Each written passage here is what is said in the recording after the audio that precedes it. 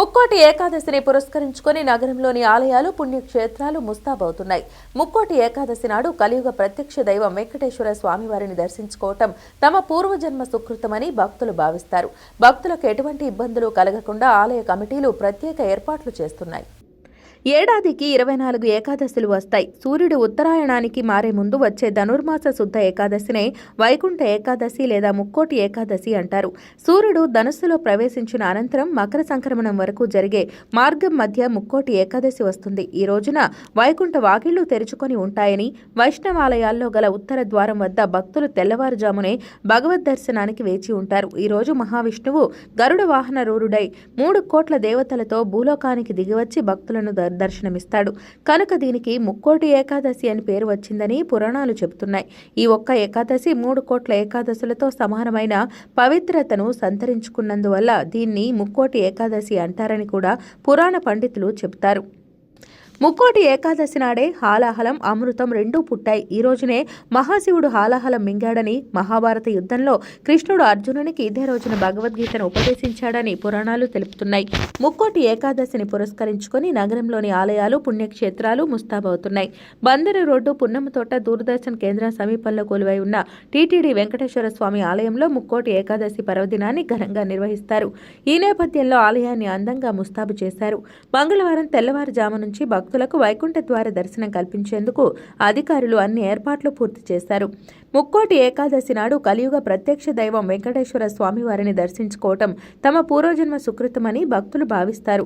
భక్తులకు ఎటువంటి ఇబ్బందులు కలగకుండా ఆలయాల వద్ద పోలీసు బందోబస్తు ఏర్పాటు చేస్తున్నారు. వెంకటాద్రి సంస్థానం బ్రహ్మాండే నాస్తి కించనః వెంకటేశ సమో దేవో నభూతో న భవిష్యతి. ఓం నమో వెంకటేశాయ. తిరుమల తిరుపతి దేవస్థానం ఆధ్వర్యంలో గల దేవాలయాల్లో శ్రీ వెంకటేశ్వర స్వామి దేవాలయం విజయవాడ నందు ఉన్నతాధికారుల ఆదేశాల మేరకు వైకుంఠ ఏకాదశి సందర్భంగా ఘనంగా ఏర్పాట్లు నిర్వహించడం జరిగినది. మా సూపరింటెండెంట్ గారు శ్రీ మల్లికార్జున గారు దగ్గరుండి ఇంజనీరింగ్ వారి సహకారంతో పోలీసులు వారి సలహాలు తీసుకొని క్యూ లైన్లు ఏర్పాటు చేయడం జరుగుతున్నది. దీనికోసం దాతల సహకారంతో ఆలయాన్ని ముస్తాబుగా అలంకరించి ఎలక్ట్రిక్ లైటింగ్స్, ఫ్లవర్ డెకరేషన్ అన్నీ చేయిస్తున్నారు దాతల సహకారంతో. దీని సందర్భంగా రేపు ఉదయం తెల్లవారుజామునే మిడ్నైట్ 12 గంటలకి ఆలయాన్ని ఓపెన్ చేస్తారు. ఓపెన్ చేసి స్వామివారికి ధనుర్మాసం నిత్య కైంకర్యం, అర్చన, తోమాల అన్నీ నిర్వహించి 1:35 సర్వదర్శనాన్ని విడుదల చేస్తారు. కంటిన్యూగా జరుగుతూ రాత్రి 9 గంటల వరకు ఏకాంత సేవతో మళ్ళీ తిరిగి ఆలయం దర్శనం క్లోజ్ చేస్తారు. మళ్ళీ రేపు మధ్యాహ్నం విరివిగా ఇంచుమించు సుమారు 10,000 మందికి అన్నదానం కూడా చేయడానికి దాతల సహకారంతో చేయడానికి ఏర్పాట్లు చేస్తున్నారు. ఎక్కడ భక్తులకు ఇబ్బంది కలగకుండా క్యూ లైన్లు ఏర్పాటు చేస్తున్నారు.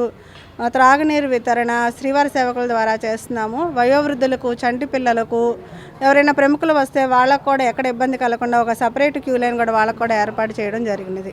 ఇవన్నీ కూడా మా సూపరింటెండెంట్ గారు మల్లికార్జున గారు దగ్గరుండి అన్నీ చూసుకుంటూ భక్తులకి ఎక్కడ ఇబ్బంది కలగకుండా, ఏసీపీ గారు కూడా 2 సార్లు వచ్చి, పావన్ కుమార్ గారు 2 సార్లు వచ్చి లైన్లన్నీ ఒకసారి చెక్ చేసుకొని కూడా వెళ్ళారు.